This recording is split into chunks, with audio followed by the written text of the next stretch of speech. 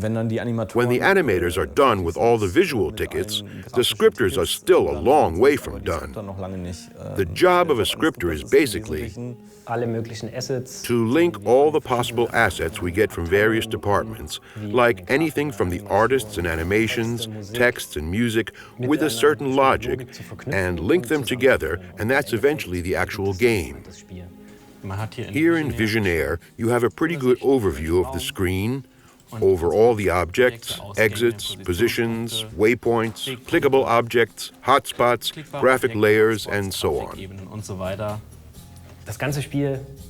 The whole game is basically made up of exceptions, and each chapter has several odious rooms which almost drove animators and scripters alike insane. There's a mini-game, the Jackalope Machine. You can create different creatures, and based on 5 different key traits, you can create all kinds of combinations. Frankly, that means there were more than 243 different possible creatures. It may look like nothing but a wall of text. We have conditions, basically variables which tell you true, false. Then there are things set like the tinfoil hat or hatch open or something like that. And in the actions, we just assemble whatever we want or need. For me personally, the most complex room was 3004, Elysium, Chapter 3. The big room where everything collapses in the end. Must have been at least 60 graphic layers which collapse piece by piece, and new animations, and Rufus leaps. And connecting all of that and also making it look good, making it work without bugs, that really took a while. I think for me, the defining moment of Deponia was, and it was also the most incredible, when I realized just how big the game is. So I was looking at the project, then looked at the deadline, and all I could think was, holy shit, this isn't doable. The game is way too big. We already worked on this game quite a long time. Nobody knew the complete story. And at some point during development, I think it was December, we had a meeting where Pokey told us the actual story.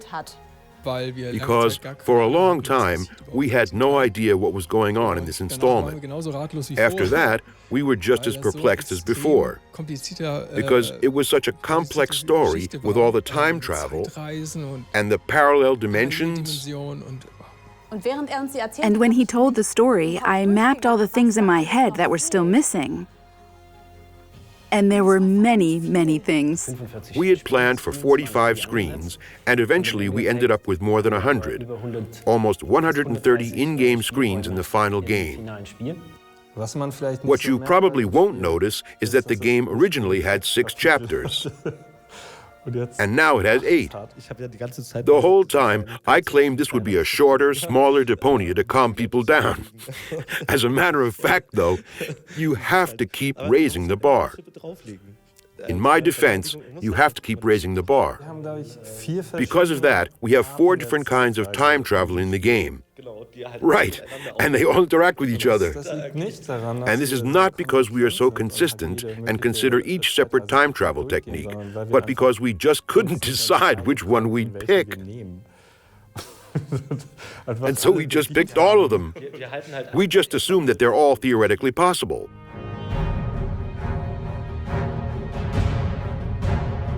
And I have to point out the following. There's a little Easter egg, and that is, if you play the game twice, you may notice. It's really short, and Pokey has no idea it's there. We just did it and implemented it. It's a little joke hidden in there, and I still have time to remove it. Only if he finds it, and I think you'll be quicker than him. It's a small detail, but it's extremely cool. Who cares? Do you know anything about this? Nobody knows. Never mind. What did you smuggle in there? Now I won't be able to sleep. Thanks for that.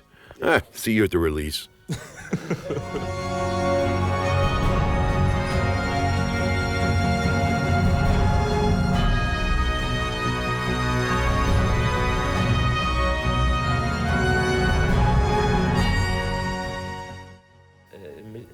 I have a really strong connection to Pimpy the clown.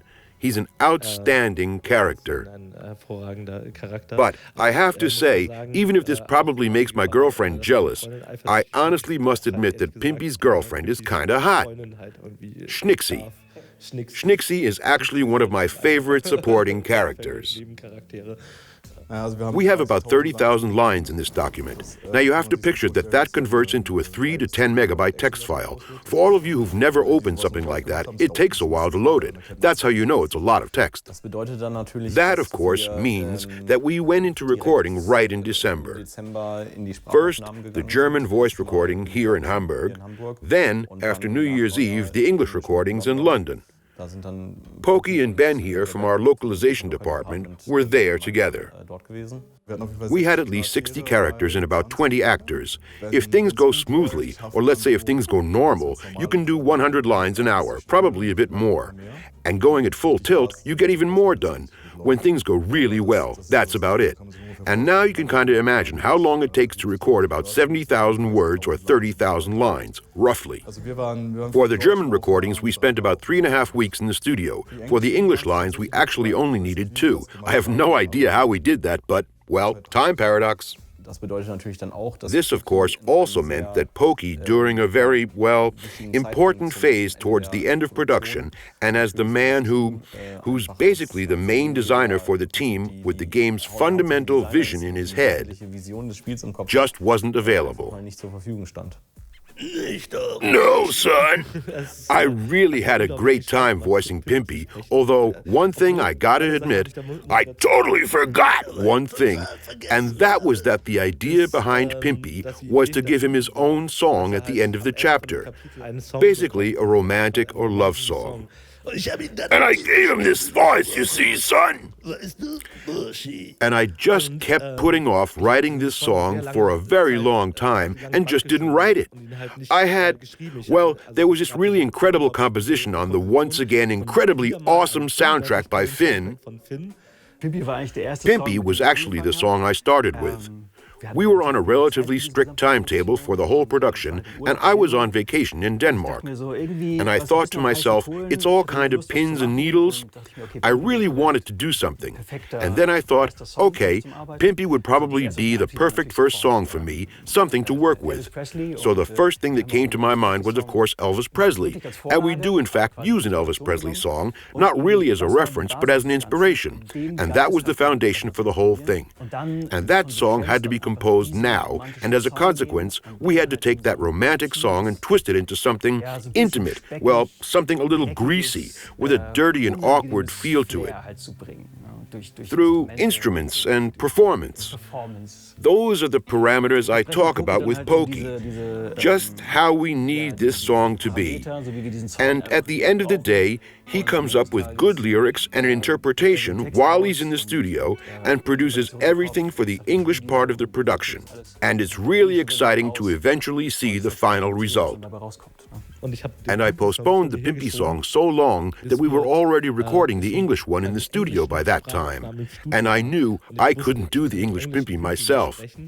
And then we recorded the song, and I was really nervous since we've just finished writing, so I was pretty excited how it would translate, and suddenly they give us this perfect Barry White-ish guy. You were right, love is just like the sea.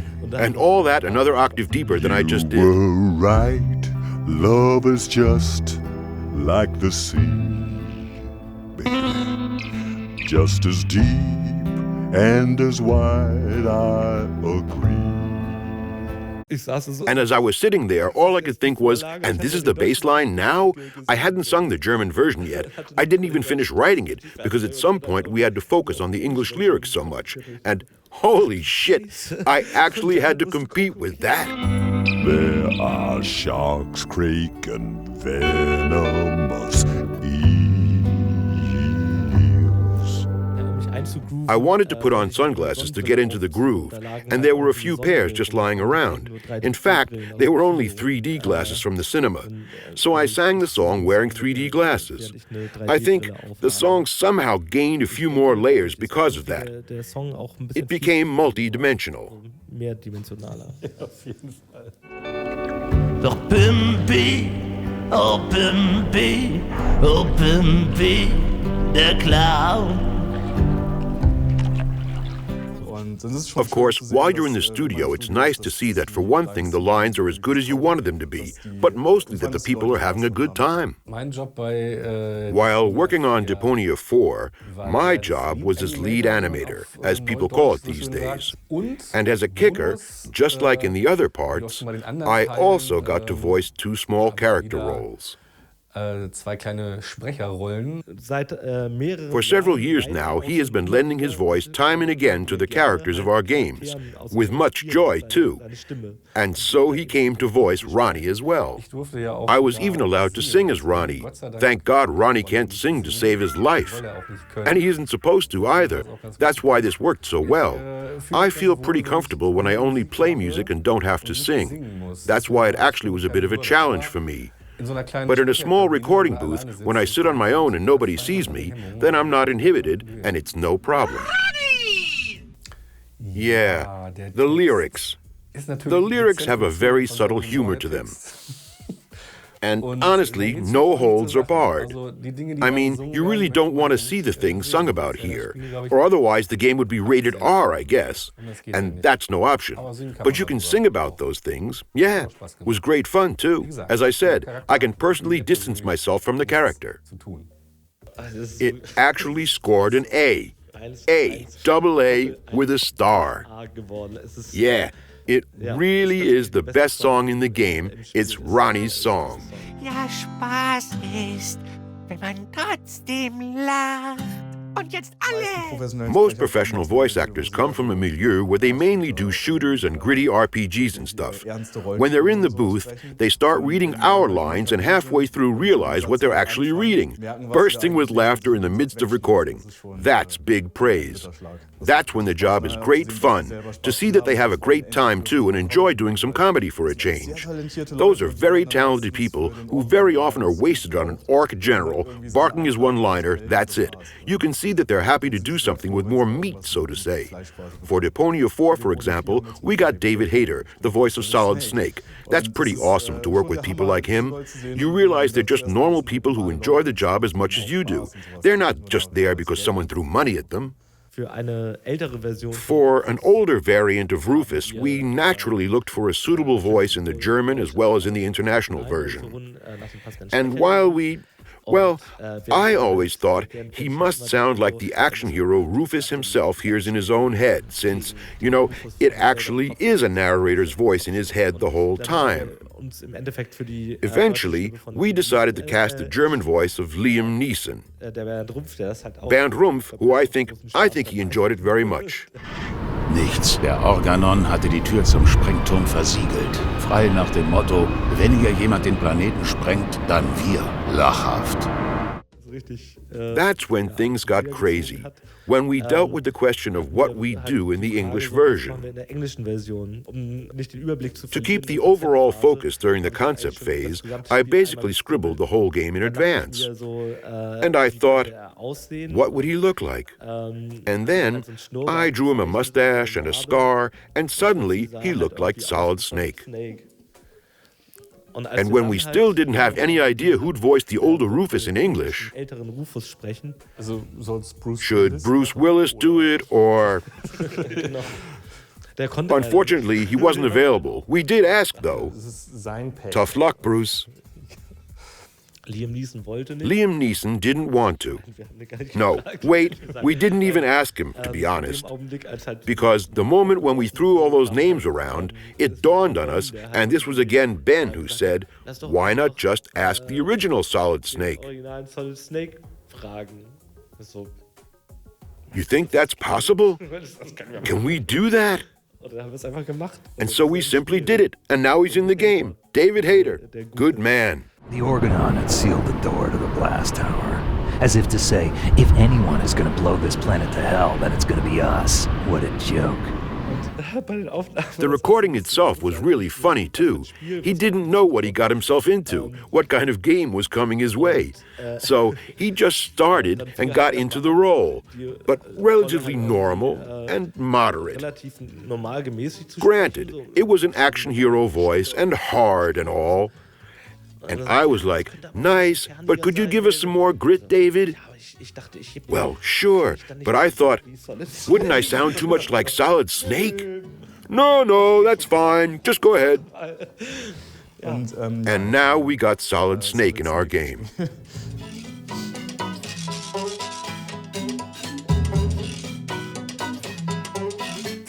It's a cocktail of joy to know that it's done, that we've made it. It's still fun, though, to work with Pokey. At the same time, it's utterly insane, and you really hate him at times, but you also really, really love him because of his insanity. Emptiness. What should we do now? I hope you all like what we did here. What I'll do now is get some sleep somehow. Vacation?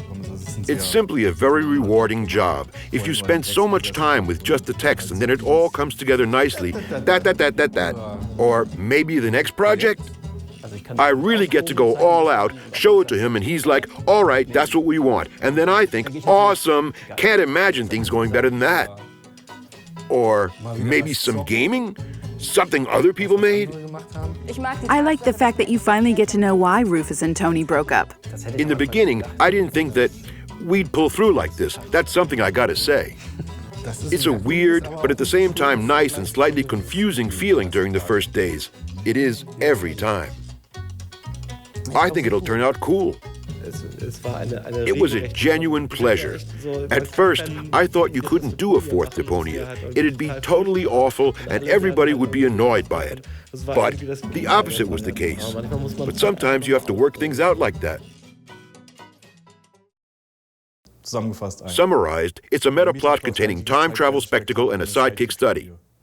That was probably a bit more than 1 minute, but it surely deserved that.